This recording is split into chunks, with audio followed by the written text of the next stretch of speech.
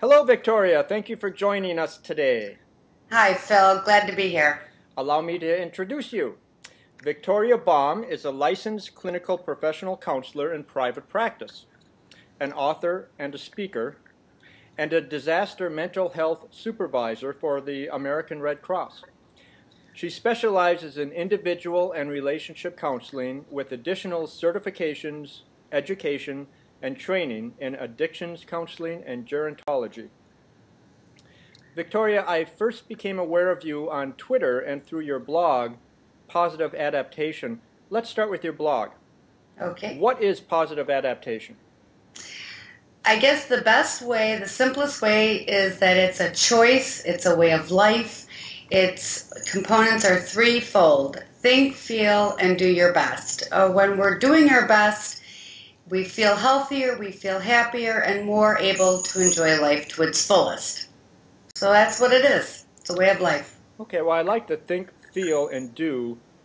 Can you just expand on that a little bit? Sure. It's not, a lot of us spend a lot of time thinking about what ifs, or sometimes we talk about feeling, and other times it's doing. And it's not it's a three-step system, but a three-step process. But it really, what's beautiful about this is it really doesn't matter in what order you do it. Sometimes in life we do something, then we think about it, then we have our feeling about it. What I suggest is there are times where one needs to stop, think, feel, and do. But it's a way of being most aware of ourselves, most positive in the way that we approach our lives, ourselves, and other people. Okay. And by the way, I can tell this is going to be a fantastic interview because whenever a black cat walks across a couch during an interview, that means good luck. So we're on our way. So tell me why you started the blog. I started the blog primarily because I had clients that were only see me once a week or so, and they wanted to be able to sort of get a charge of it. And so I started it for that reason, and then it took hold.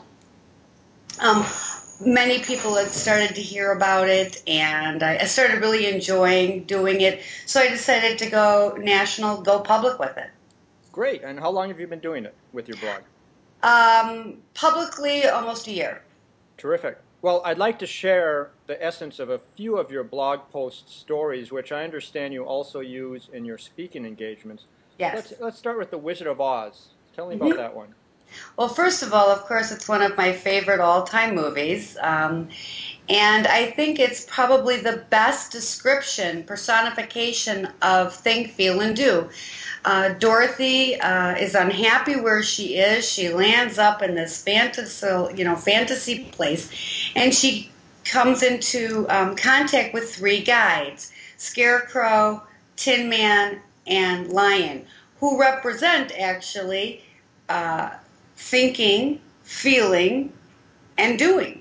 And so it was a real easy transition for me. The ruby slippers are something I think we all have. I think it took Glinda, the Good Witch of the North, to point it out, whereas I may point it out to you, Phil, or to anybody watching. But we already have our ruby slippers. We just have to know it, learn how to use them. In Dorothy's case, it was clicked 3 times. So in other words, you will have the power to transform your life the moment you realize that you have always had the power to do so. Absolutely. And you may realize that you may need to think about that once or twice during the day. And Dorothy could have clicked the heels of her ruby slippers together 3 times the moment she arrived in Oz, but she had to experience the richness of life's adventures before she could awaken to and fully appreciate her heart's desires. Do you see it that way? I absolutely do. I think she needed the journey. The yellow brick road represents the journey. It's my take on it, but I think she needed to meet other people that were in search of. They knew that, the Scarecrow knew he was smart, but at the end they go to the wizard and he said, but I came for a brain, and the wizard said, you have everything you need except the one thing you don't have is a diploma. Right, go back to school. Or the Tin Man, you do have a wonderfully big heart, but the one thing you don't have is it ticking. So I think she needed to go on that journey, and I think she needed to share it with other people to realize that there was no place like home. But, I mean, in everyday life, I think that life's a journey and that we have to experience it fully and take it all in, not just think it, not just feel it, but experience it and be part of it. Yep. And I'm a huge baseball fan, so tell me about Let's Play Ball. Well, I'm a baseball mom, and I've been around a lot of baseball fields. I've watched listened to a lot of quotes, and I think some of the baseball player greats have been the best quotes: Tommy Lasorda, Babe Ruth, Hank Aaron. But the reason I use it is, first of all, I don't want to be on the side in the stands watching life. I want to be part of the game, and I think everybody that does better when they consider themselves a participant as opposed to an observer. And then, of course, the one of the other reasons is, in baseball, it's 3 strikes and you're out. The beautiful thing about life is it doesn't work that way. It's more like when you're teeny and you're 4 and you're playing baseball and you get to keep swinging and swinging till you hit one out of the park. And so, yeah, I'm a baseball mom. I believe in doing your best. You get up to the plate each day, and you're not a loser as long as you try. So baseball can give us clarity about life unless you're quoting Yogi Berra. Unless you're quoting Yogi Berra. Okay. And how about put your mask on first? That's one of my favorites. Every time I fly now, I get the giggles because that blog uses the actual diagram from the planes. Anybody who's been on an airplane has been either told or watched by video or seen the card where they explain in case of decrease of cabin pressure, the masks will fall from the sky, from the ceiling, and they always instruct you to put your mask on first. And the way I use it is, it's called self-care. Take care of yourself first. Even on the airplanes, they say, put your mask on first before you even put it on your child. And there's a reason why, and that's primarily because we can't take care of anybody else unless we are taking care of ourselves. And so I'm a big believer that we need to take care of ourselves. Is it selfish? No. It's the caring thing to do.